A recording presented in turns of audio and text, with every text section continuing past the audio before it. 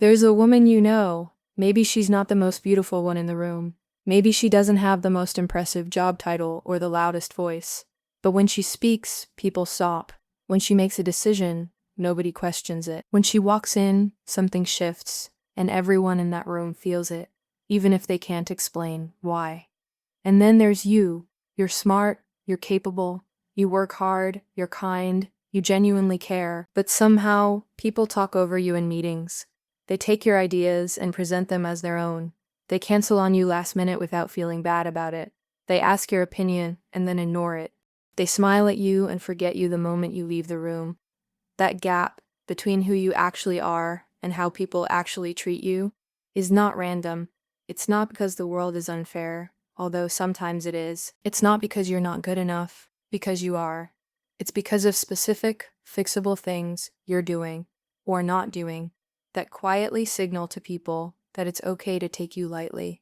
And today, I'm going to show you exactly what those things are, and more importantly, exactly how to fix them. Let's get into it. Reason 1. You over-explain yourself. The first reason people take you lightly is that you explain yourself too much. And I want to be clear, I don't mean explaining when it's necessary. I mean the constant, exhausting over-justification that so many women have been conditioned into. I was thinking this, but I could be totally wrong. This might be a stupid idea, but the 3-paragraph text message to say something that deserved one sentence. The nervous laugh at the end of a statement that didn't need one. Here's what over-explaining actually communicates. Uncertainty. And people respond to energy before they respond to words. When you pad every opinion with disclaimers, when you soften every boundary with an explanation, when you justify every decision before anyone even asks, you are, without realizing it, asking for permission. You're telling the room, I'm not sure I deserve to take up this space.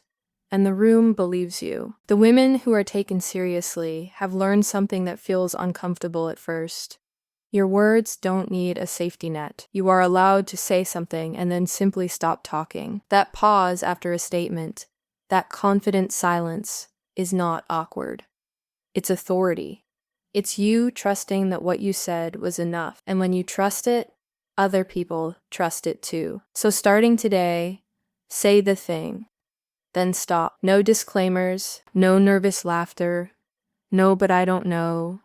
What do you think? Say it. Let it land. And let the silence do the rest. Reason 2. Your boundaries are suggestions, not limit. Think about the last time you said no to someone. Really think about it. Did it stay a no? Or did they push a little and suddenly you found yourself explaining why you said no, and then reconsidering, and then eventually saying yes just to end the discomfort? If that sounds familiar, here's the hard truth. You didn't set a boundary. You made a suggestion, and people don't respect suggestions. They test them. When you say no, and then allow someone to talk you back into yes, you are teaching them something very specific. Your no doesn't mean no. It means try harder. It means be a little more persistent. It means the limit isn't real. And from that moment on, every boundary you set becomes a negotiation. Every limit becomes an invitation to push further. And you wonder why people keep taking advantage? It's because you showed them they could. Women who command genuine respect don't fight for their boundaries. They don't give long speeches about why they need to be respected. They don't explain themselves into the ground. They hold the line. Quietly. Consistently. Every single time. And after a while, something interesting happens. People stop pushing. Not because they've suddenly become more considerate, but because they've learned that this woman means what she says. There's no negotiation on the other side of that door. Start with something small. Think of one thing you've been tolerating that you don't actually want. One situation where you said yes when your entire body said no. And the next time it comes up, hold it. Not with anger, not with a dramatic speech, just a calm, quiet, unwavering no. That's it. That one act, repeated consistently, will do more for how people perceive you than almost anything else on this list. Reason 3. You react too quickly. This one is subtle, but it might be the most powerful thing on this entire list. When something happens, someone says something dismissive, someone challenges you in a meeting, someone makes a comment that's designed to rattle you, how quickly do you respond? Because if the answer is immediately, that's a problem. Fast reactions feel powerful in the moment. They feel like you're defending yourself, standing up for yourself, not letting people walk over you. But here's what everyone else in that room actually sees. They see someone who can be rattled. Someone who can be reached inside of and pulled out of composure by the right comment. And once people know they have that kind of access to you, they use it. Maybe not consciously, but they use it. The women who are most respected, most magnetic, most quietly powerful, they pause. Not because they're unsure of what to say, not because they're backing down, but because they are in complete control of when and how they respond. There is something deeply unsettling, in the best way, about a woman who receives something designed to destabilize her and simply doesn't flinch, who looks at you, takes a breath, and then responds from a place of total choice. That pause is not hesitation. That pause is power. Next time someone says something that would normally send you spiraling, try this, one breath, look at them, let a beat pass.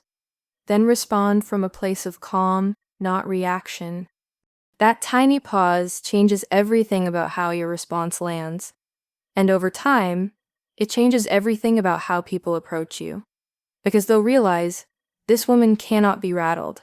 And that makes them careful. That makes them respectful. That makes them take you seriously. Reason 4. You disappear in group settings. One-on-one, you're probably brilliant. You're engaged, you're funny, you hold your own. But put you in a group, especially a group where you want to impress people, or where the stakes feel higher, and something changes. You get quieter. You hold back the opinion you were about to give. You let someone else take the lead. You wait for someone to invite you into the conversation, and when the invitation doesn't come, you convince yourself you didn't have that much to say anyway. Here's the brutal reality of group dynamics. People form their impressions fast, and they form them based on what they can see. In a group setting, quiet almost always gets misread as unsure. Small gets misread as unimportant. And the woman who takes up space confidently, who speaks early, who contributes without waiting for permission, is the woman people walk away talking about. Not because she was the loudest, but because she was present. You don't need to dominate the room. You don't need to be the most outspoken person at the table. But you do need to be there, actually, visibly, intentionally there.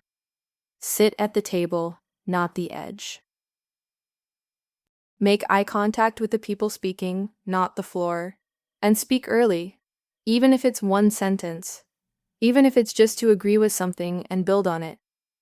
Because the longer you wait, the heavier it feels, and the less likely you are to say anything at all. Presence is a decision. It's not a personality trait you either have or don't. Every time you choose to take up a little more space, to sit a little taller, to speak a little sooner, to hold eye contact a little longer, you are training both yourself and the people around you to see you differently.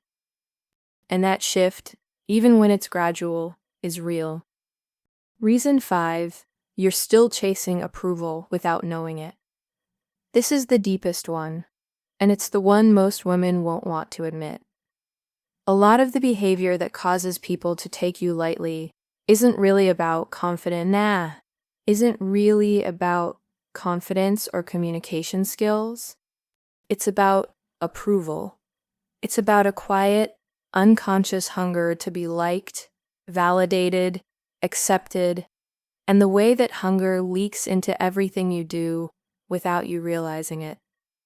It shows up when you check someone's face after you say something to see if they approved of it. When you change your opinion the moment someone disagrees with you, not because they made a good point, but because the tension felt unbearable. When you say yes to things you don't want to do because saying no might make someone like you less. When you feel genuinely relieved when someone validates you and quietly crushed when they don't. When your mood for the rest of the day depends on whether one person responded well to something you did. Here's the thing about approval seeking that nobody talks about. People can feel it.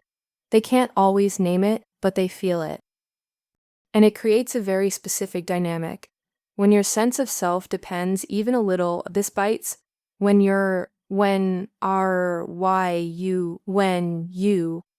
are handing them power over you that they didn't ask for and don't know what to do with.